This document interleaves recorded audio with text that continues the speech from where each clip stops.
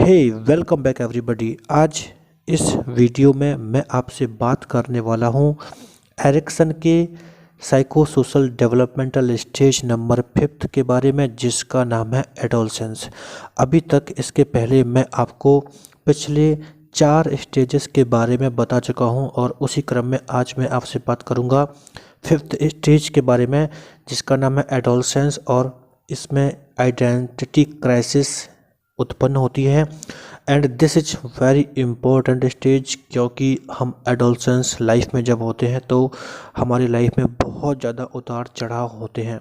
तो अभी हम इसको डिटेल में समझेंगे। वीडियो को अंत तक देखिए और जानिए कि कैसे एरिक्सन ने इस स्टेज को डिफ़ाइन किया था, जो कि हमारी पर्सनैलिटी को अफेक्ट करती है। और अच्छे से अगर इसको हम समझ पाएँ तो हम खुद के भी पर्सनैलिटी को समझ सकते हैं। तो आइए इसके बारे में जानते हैं, लेकिन उसके पहले फाइनली आज 25 दिसंबर है और अन अकेडमी के प्लान के अकॉर्डिंग आज शाम को 6 बजे के बाद नई जो प्राइस है उनको लागू कर दिया जाएगा। इसलिए अगर आप NTA UGC नेट का कोई सब्सक्रिप्शन लेना चाहते हैं तो शाम को 6 बजे से पहले ही आज सब्सक्रिप्शन लीजिए, क्योंकि उसके बाद आपको नई प्राइस के अकॉर्डिंग पे करना पड़ेगा। So without wasting time just do it now. और मैं आपको पहले ही बता चुका हूँ कि अगर आप कोई भी क्लास कोई भी कोर्स लेना चाहते हैं तो आप जोवियल NTA का कोड यूज कीजिए। यहाँ पर आपको 10% का डिस्काउंट मिलेगा। और आपके NTA UGC नेट के जो आने वाले एग्ज़ाम है उसके लिए आपके पर्टिकुलर पेपर के लिए कुछ नए बैच स्टार्ट किए गए हैं। आप उनको अपने फर्स्ट पेपर के साथ अच्छा से तैयार कर सकते हैं। तो आप कोड का यूज कीजिए और बढ़ी हुई कीमतों से बचने के लिए आज शाम को 6 बजे से पहले ही कोर्स को परचेज कीजिए, सब्सक्रिप्शन लीजिए। So now let's understand about identity crisis. तो आप भली भांति जानते हैं कि जो एडोलसेंस का एज होता है लगभग ये 12 से 18 के बीच का होता है। ज़रा आप सोचिए, आपके आसपास के जो 12 से 18 वर्ष तक के लोग होते हैं, आप सोचिए कि उस वक्त कैसा माइंडसेट होता है, उस वक्त क्या चाहत होती है किसी की, है ना। आपने इसके बारे में देखा होगा। एट दिस स्टेज, यानी जो एडोलसेंस स्टेज होती है, at this stage we must meet and resolve the crisis of our basic ego identity.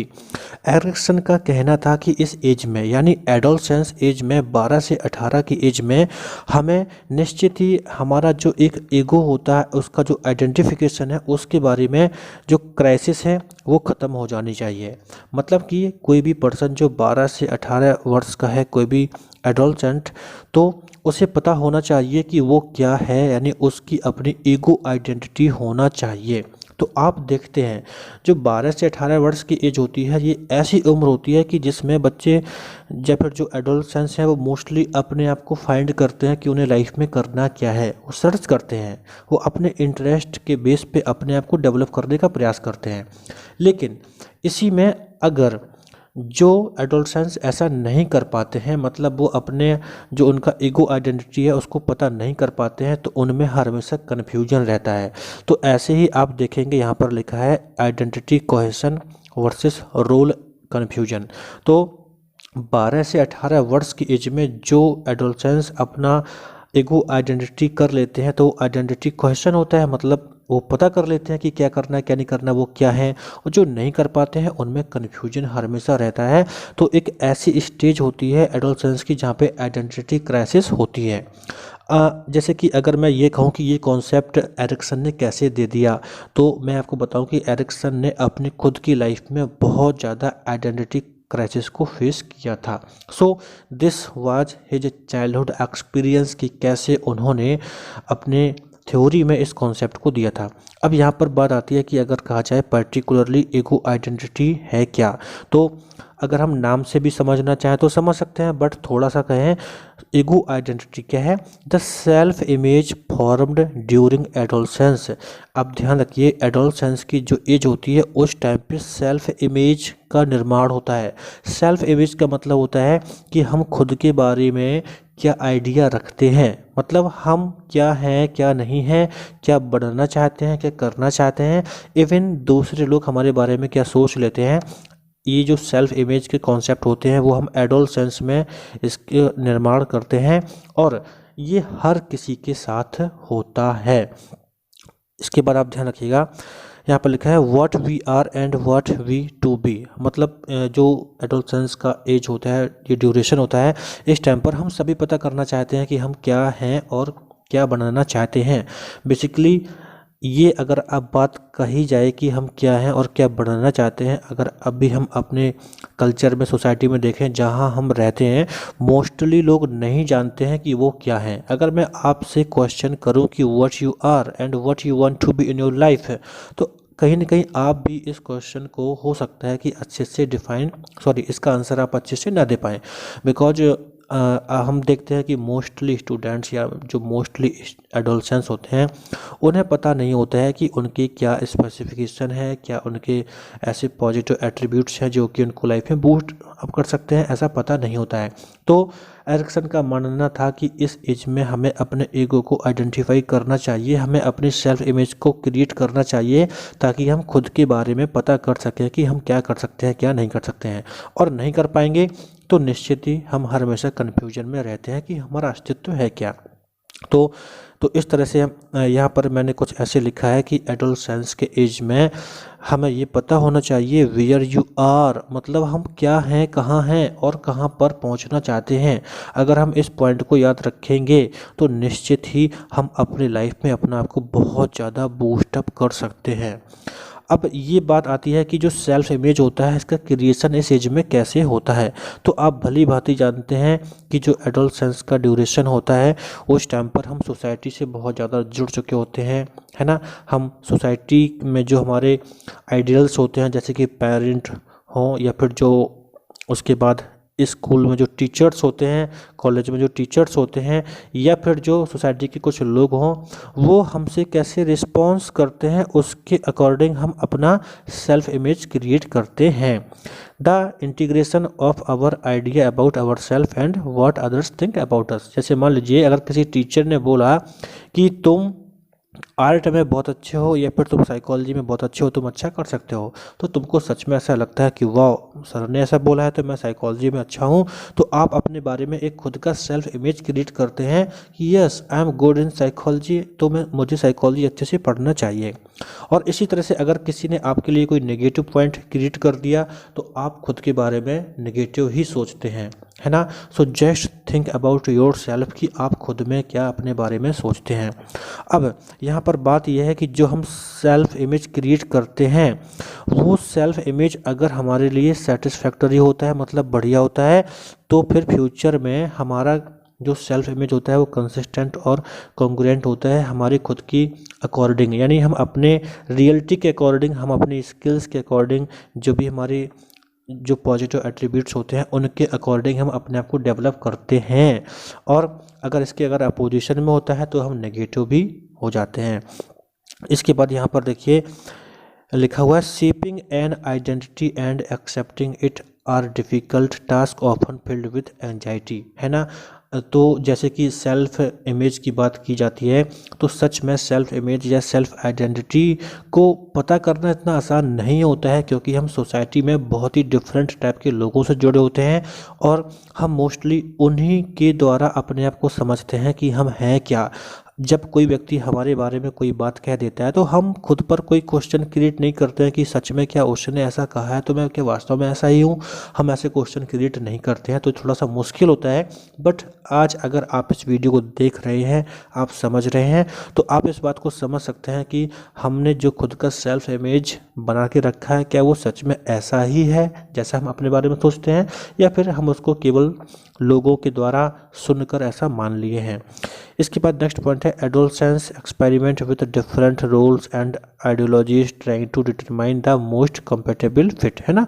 आपने देखा होगा कि एडोलसेंट लाइफ में मोस्टली जो एडोलसेंस होते हैं वो क्या करते हैं, वो डिफरेंट रोल करते हैं, कुछ न कुछ नया करते हैं।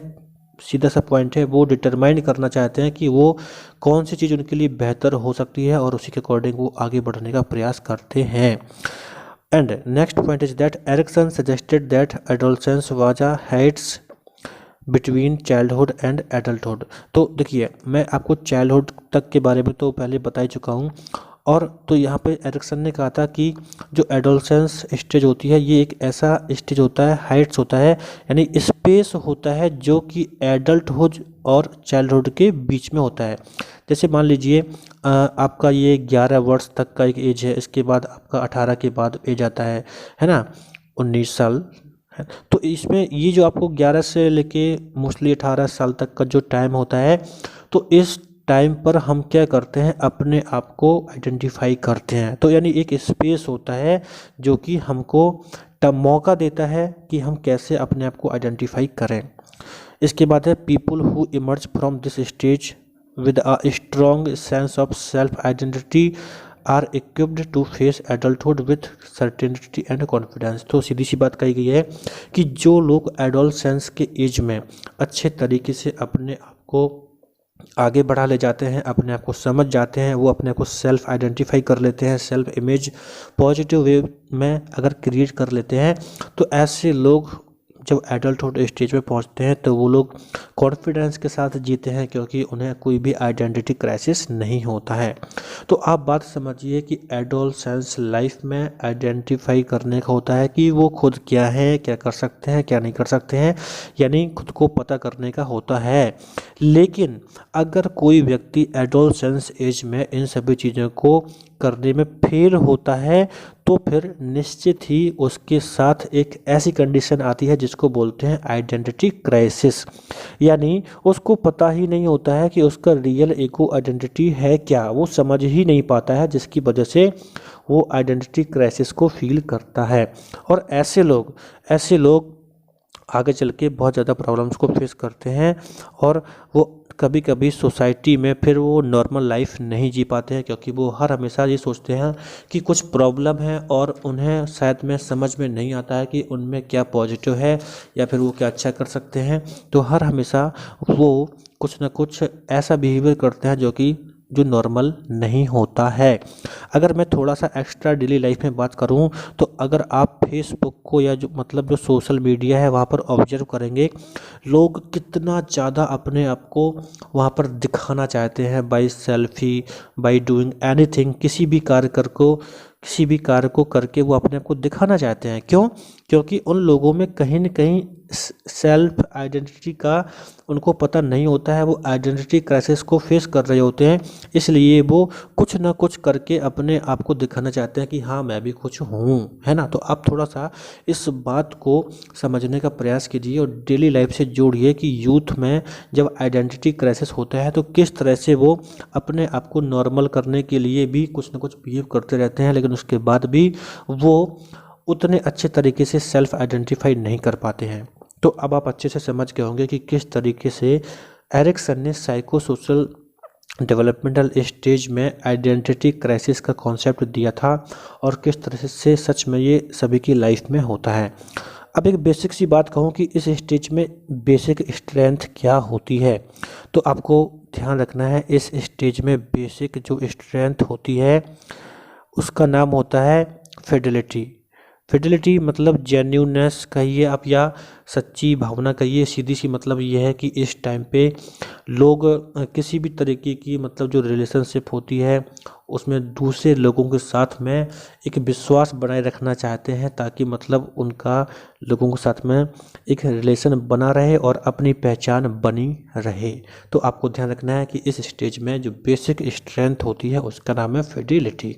Okay, so thanks for watching this video. आप मेरे साथ जुड़े रहें मनोविज्ञान को कुछ अच्छे तरीके से सीखने के लिए, और अगर आप कि कोई फ्रेंड्स हैं तो उन्हें भी आप ऐसे वीडियोस को शेयर कर सकते हैं।